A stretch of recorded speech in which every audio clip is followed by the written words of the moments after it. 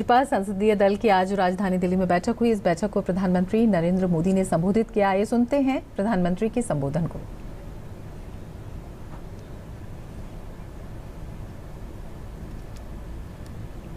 आदरणीय राष्ट्रीय अध्यक्ष जी, आदरणीय अडवाणी जी और सभी वरिष्ठ साथी,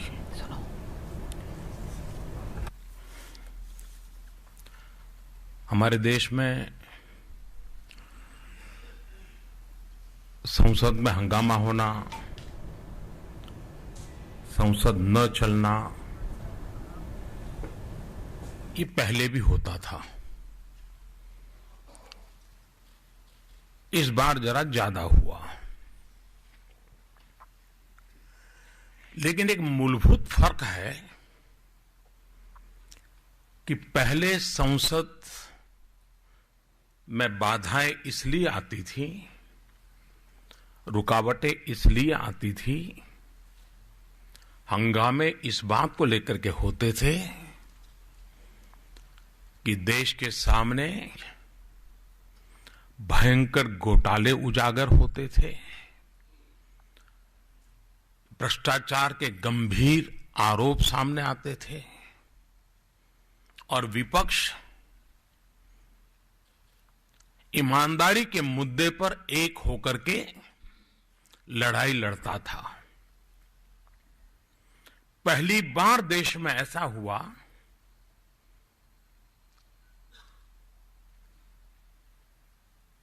कि ट्रेजरी बेंच भ्रष्टाचार के खिलाफ कदम उठा रही है, काले धन के खिलाफ कदम उठा रही है और विपक्ष में ज्यादातर लोग बेईमानों का साथ देने के लिए इकट्ठे हो रहे हैं।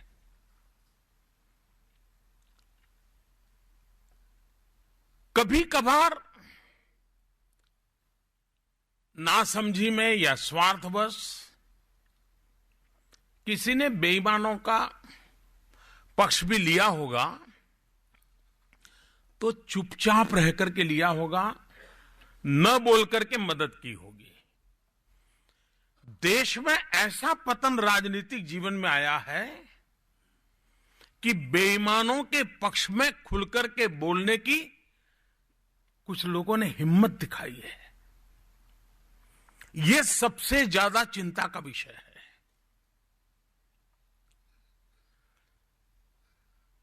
आज 16 दिसंबर है।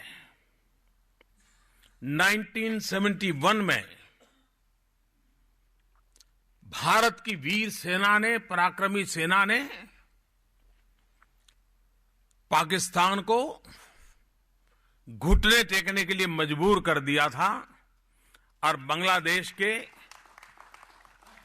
मुक्ति के लिए लड़ाई लड़ रहे लोगों को विजय प्राप्त हुई थी। लेकिन तब भी विरोध पक्ष था, मजबूत विरोध पक्ष था, लेकिन तब किसी विरोधी पक्ष ने 1971 16 दिसंबर को देश की सरकार से कोई सबूत नहीं मांगा था कि सेना ने पराक्रम किया वो सही है या गलत है। किसी ने सबूत नहीं मांगा था। आज पतन इतना हो गया कि मौत को मुट्ठी में लेकर के चलने वाले फौजी को भी सबूत देने के लिए मजबूर किया जा रहा है। ये जो गिरावट है सार्वजनिक जीवन की, ये चिंता का विषय है। मैं हैरान हूं कि मुद्दों पर चर्चा करने का सामर्थ्य इस सरकार के टीकाकारों ने किया होता तो अच्छा होता। और इस बात को भी हमने नोट करना चाहिए कि कई लोग हैं जो वैचारिक रूप से भारतीय जनता पार्टी या एनडीए के पक्ष में नहीं है, उसके बावजूद भी भ्रष्टाचार और काले धन के खिलाफ की लड़ाई में वे खुलकर के हमारे साथ आए। मैं उड़ीसा के मुख्यमंत्री श्रीमान नवीन बाबू का आभार व्यक्त करता हूं। मैं बिहार के मुख्यमंत्री श्रीमान नीतीश कुमार का आभार व्यक्त करता हूं। ऐसे और भी बहुत लोग हैं जो खुलकर के हमारे सामने आए, और इसलिए मैं चाहता हूं कि इस लड़ाई में जो भी साथ दे रहे हैं उनको साथ लेकर के हमें आगे बढ़ना है। 1000 और 500 की नोट के संबंध में किया गया निर्णय इस लड़ाई का एक महत्वपूर्ण पड़ाव है। ये लड़ाई का आखिरी मंजिल नहीं है।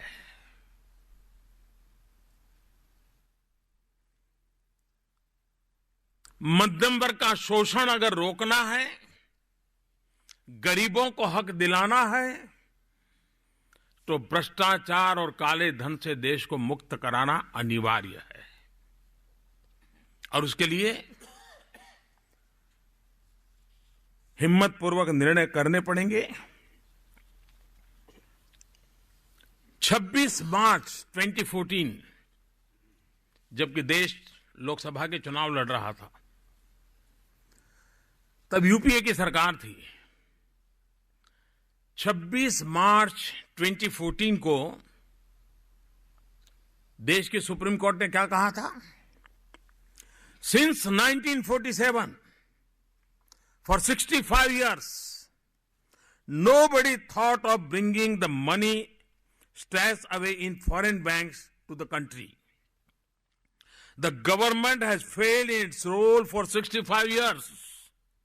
This court feels that you have failed in your duty, and so it gave an order for the appointment for the committee headed by the former judges of this court. 3 years have passed, but you have not done anything to implement the order. What have you done? Except for filing one report, you have done nothing. ये पुरानी सरकार की सोच के संबंध में, उनके कारोबार के संबंध में सुप्रीम कोर्ट की 26 मार्च 2014 की टिप्पणी कितनी गंभीर है। मैं एक और बात बताना चाहता हूं।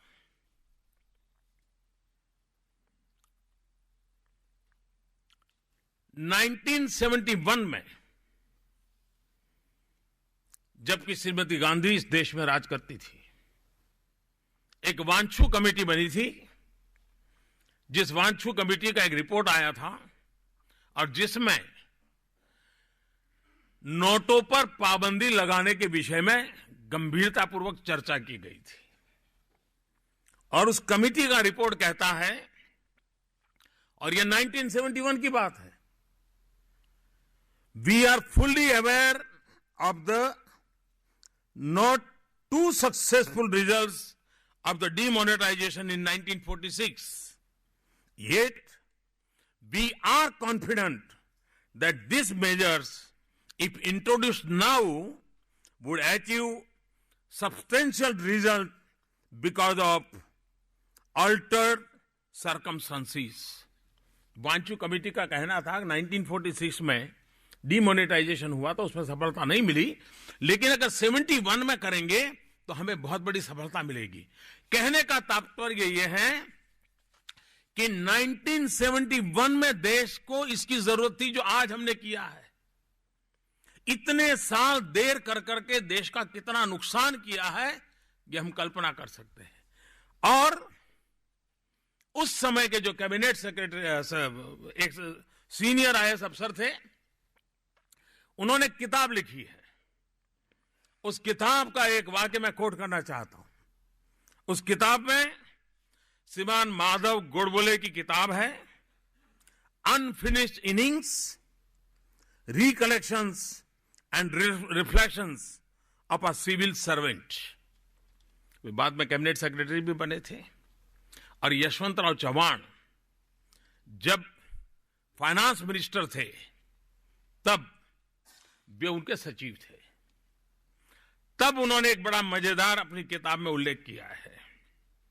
When Y.B. Chavan told her means Srimati Gandhi, when Y.B. Chavan told her about the proposal for demonetization and his view that it should be accepted and implemented forthwith, उन्होंने आगे वर्णन किया है कि इंदिरा जी ने चव्हाण के सामने देखा, कुछ पल देखा, और फिर इंदिरा जी ने कहा, she asked Chavan only one question, Chavan ji, are no more elections to be fought by the Congress party? Indira ji ने वाई.बी. चव्हाण को पूछा कि क्या भाई, क्या कांग्रेस को आगे चुनाव लड़ना है कि नहीं लड़ना है? Chavan got the message and the recommendation was slaves. बताइए साहब, दल बड़ा कि देश बड़ा?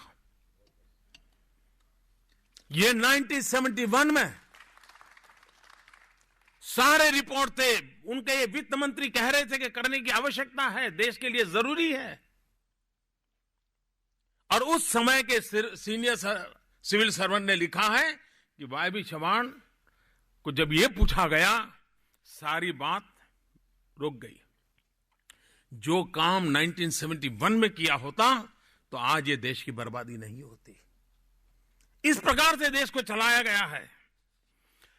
मैं कम्युनिस्ट पार्टी के लोगों से पूछना चाहता हूं, जब कम्युनिस्ट पार्टी ने पश्चिम बंगाल में कांग्रेस के साथ चुनावी समझौता किया, तब ऐसा लग रहा था कि शायद ममता जी की राजनीति के खिलाफ इनकी लड़ाई है, ममता जी को उखाड़ फेंकने के लिए वो इकट्ठे हो रहे हैं। लेकिन इस बार सदन में जो कम्युनिस्ट पार्टी का व्यवहार रहा है, उससे लगता है कि बंगाल में उन्होंने सिर्फ चुनावी समझौता था किया था, ऐसा नहीं। कम्युनिस्ट पार्टी ने अपना वैचारिक समझौता कर लिया है। कम्युनिस्ट पार्टी अपनी विचारधारा से उखड़ चुकी है। मैं इसलिए कह रहा हूं, 26 अगस्त 1972 वांचू कमेटी के रिपोर्ट को लेकर के पार्लियामेंट में जो बोला था, मैं चाहूंगा कि आज के कम्युनिस्ट पार्टी के नेता संसद से उन भाषणों को निकाल करके पढ़े। ज्योतिर्मय बासु ने कहा था, sir, the primary recommendation of the 12th of November 1970 by this high powered and eminent committee was immediate demonetization. Sir, Indira Gandhi survives on black money. Her politics lives on black money. Therefore, the report was not only not implemented, but it was suppressed for a year and a half. उस समय उन्होंने इतने गंभीर आरोप सदन में लगाए थे कि आप वांचू कमेटी का रिपोर्ट लागू क्यों नहीं करते, और वांचू कमेटी का रिपोर्ट टेबल पर भी करने को तैयार नहीं थे। 4 सितंबर 1972 ज्योतिर्मय बाबू, उन्होंने कहा, I have suggested demonetization and other measures. I do not wish to repeat them. Government must sincerely seek people's cooperation. But the Prime Minister, Srimati Indira Gandhi, and her government, with the class character that it has, is a government of the black money, by the black money, for the black money. ये steps which would lead to the stoppage of use of black money, including demonetization of 100 rupee notes and such other things. यानी 100 रुपये की note को भी रद्द करने के लिए कम्युनिस्ट पार्टी लड़ाई लड़ रही थी।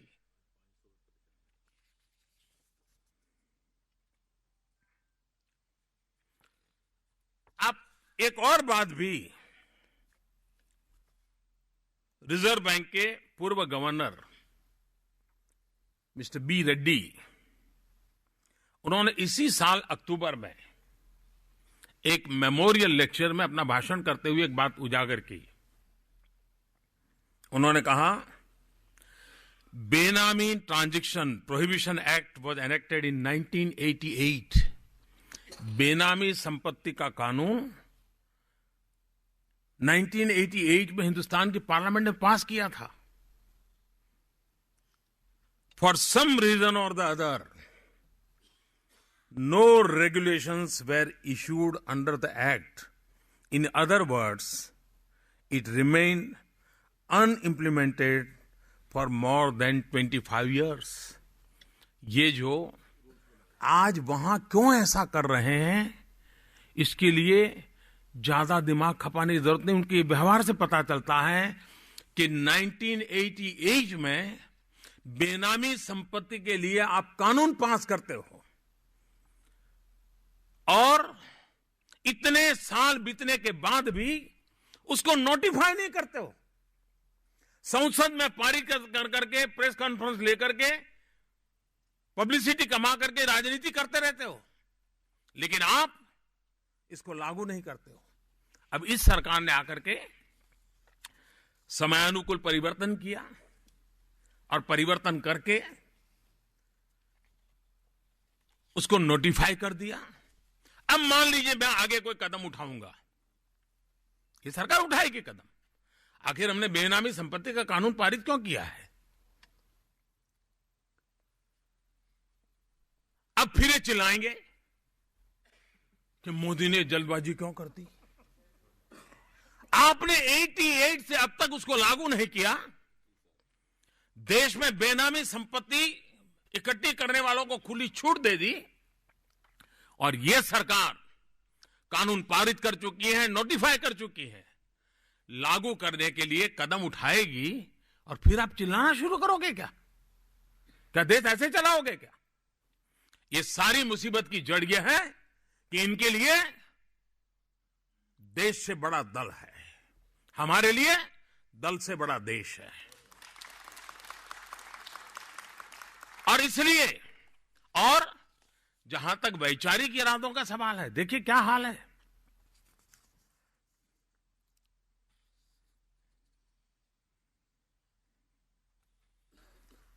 दो 2004 डॉक्टर मनमोहन सिंह जी का भाषण में कोट कर रहा हूं। India 2015 will be a nation of capable and empowered men and women, well-fed and gainfully employed, modern and rational and actively engaged with the world. That is my dream for India at the end of the next decade. A decade is not long time. Indeed, I do hope you share my sense of urgency in doing what we have to do. ये उन्होंने 2004 में जब प्रधानमंत्री बने तब कहा। 24 जुलाई 1991 को क्या कहा था? देखिए फर्क कैसे आ रहा है। दल बड़ा कि देश बड़ा, इस उलझन में कहां से कहां पहुंच जाते हैं। 91 में कहा था, Nobody can deny the existence of large-scale tax evasion, both in terms of income and in terms of wealth, unless I find substantial improvement in tax compliance in the next few months. Government will have no choice but to take strong measures to make the tax evader pay a sufficiently high price for such diligencies. ये धमकी की भाषा उस समय कही गई थी और आज सारे स्वर बदल चुके हैं। क्यों? उनको अपने दल की चिंता है, देश की चिंता नहीं है। भाइयों बहनों, चाणक्य नीति में एक बहुत ही उत्तम बात कही गई है और यूपीए ने 10 साल शासन किया, उसके संदर्भ में इसको देखें तो बहुत ही महत्वपूर्ण बात चाणक्य नीति में कही गई है। चाणक्य नीति के 15वें अध्याय का 6वां दोहा है। उसमें कहा गया है, करी अनीति धन जोरेऊ, करी अनीति धन जोरेऊ, दसे वर्ष ठहराए, 11 वे के लागते, जड़ऊ मूलते जाए। करी अनीति जन जोरेऊ, दशे वर्ष ठहराए, 11 वे के लागते, जड़ऊ मूलते जाए। अन्याय से कमाया हुआ धन केवल 10 वर्ष टिकता है, 11वां वर्ष लगने पर वह मूल धन के साथ नष्ट हो जाता है। ये उनके 10 साल के कार्यकाल के सामने ये जो इकट्ठा किया हुआ है, इस पर चाणक्य उस समय कह के गए थे, उनको पता था।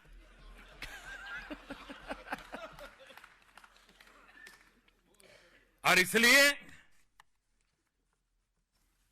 और मुझे विश्वास है कि आप जब अपने क्षेत्र में लौट रहे हैं, बड़े आत्मविश्वास के साथ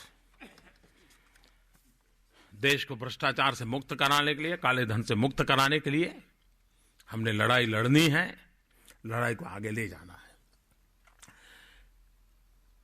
आपने देखा होगा, टीवी पे बातें आती हैं कभी कभी कि किसी रिक्शा वाले को पूछते हैं, तुम ई बटवा जानते हो? सही है, इस देश में सब लोगों को पता नहीं है, लेकिन जिनको पता है उनको तो इसमें हम जोड़े।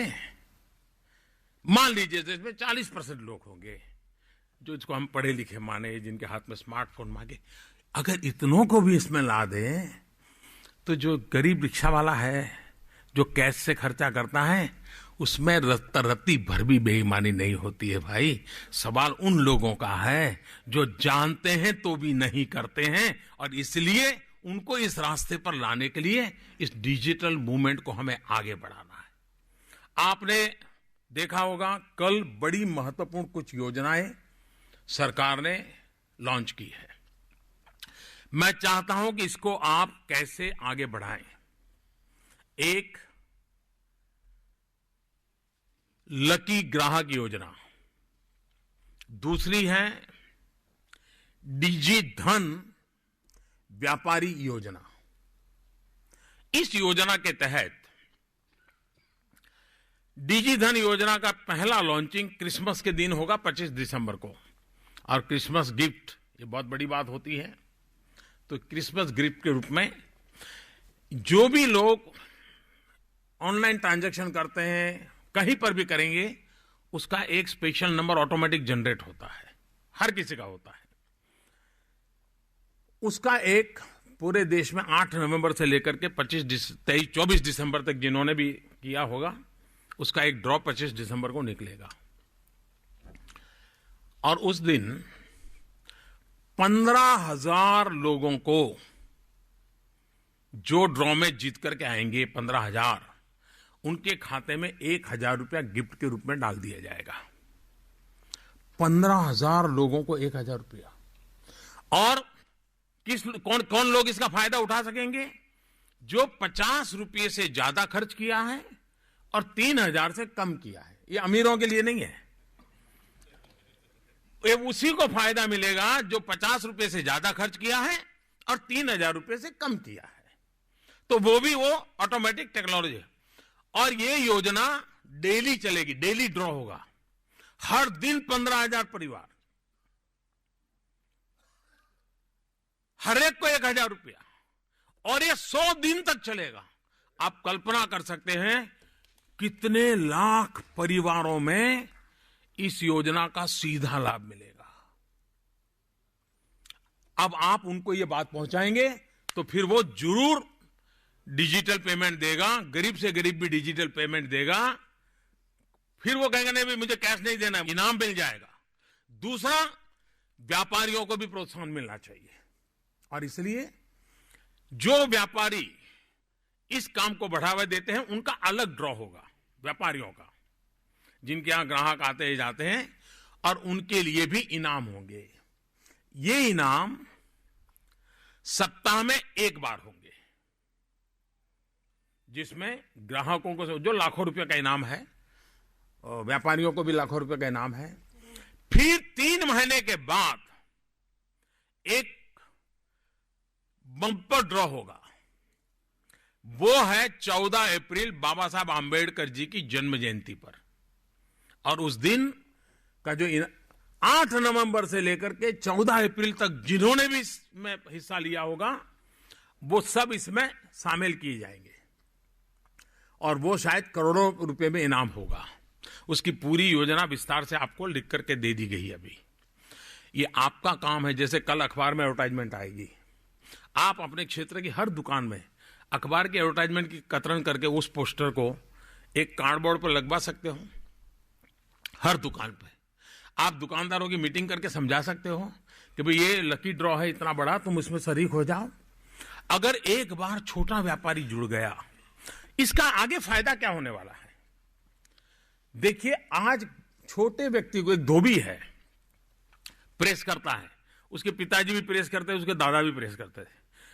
वो धोबी अगर आज बैंक लोन लेने जाएगा तो बैंक उसको 1 पैसा लोन नहीं देगा। क्यों? तो उसके पास कोई इनकम का रिकॉर्ड ही नहीं है कि भाई तुम कितना कमाते हो, क्या कमाते हो, कैसे लेते हो, कुछ मालूम नहीं। वो भी बेचारा आता है, 5 रुपए को देके जाता है, फिर प्रेस करके दे देता है। अगर वो डिजिटल ट्रांजैक्शन करेगा तो ऑटोमेटिक ऑनलाइन उसका रिकॉर्ड मेंटेन होगा। एक स्थिति ऐसी आ सकती है और मुझे साफ दिखता है कि आ सकती है। आज बैंक से लोन लेने के लिए 3-3, 4-4 महीने लगते हैं, भांति भांति के डॉक्यूमेंट देने पड़ते हैं, भांति भांति के लोग लाने पड़ते हैं। एक स्थिति वो आएगी, जो भारत सरकार के जो प्लेटफॉर्म बनाए गए हैं, कोई भी व्यापारी होगा वो सारा अगर ऑनलाइन ट्रांजैक्शन करता है तो उसका रिकॉर्ड मेरे पास, इतना टर्नओवर पक्का है। एक दिन ऐसा मैं देख रहा हूं कि उस व्यापारी को अगर लोन चाहिएगा, ज्यादा से ज्यादा 6 मिनट लगेगा। 6 मिनट में इस टेक्नोलॉजी से उसको 25,000, 50,000 का लोन फटाक से मिल जाएगा। छोटे व्यापारी के लिए यह स्वर्णिम अवसर है,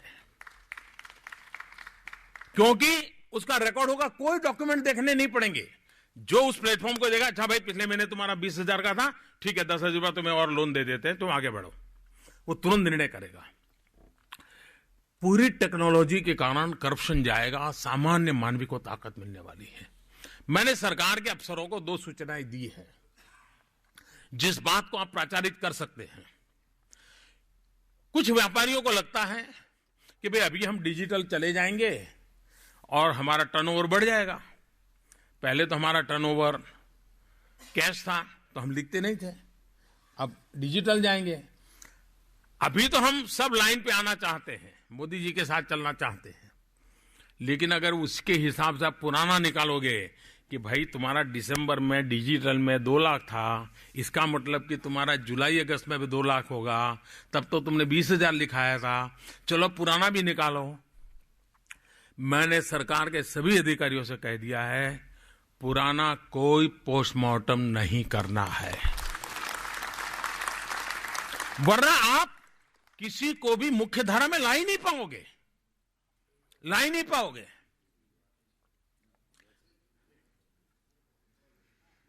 8 तारीख के पहले ऐसे ही हम चाहते हैं कि मजदूरों का शोषण बंद होना चाहिए, मजदूरों को उनका हक का पैसा मिलना चाहिए। आज क्या होता है, कैश देते हैं और कहते हैं इतना, देते हैं इतना।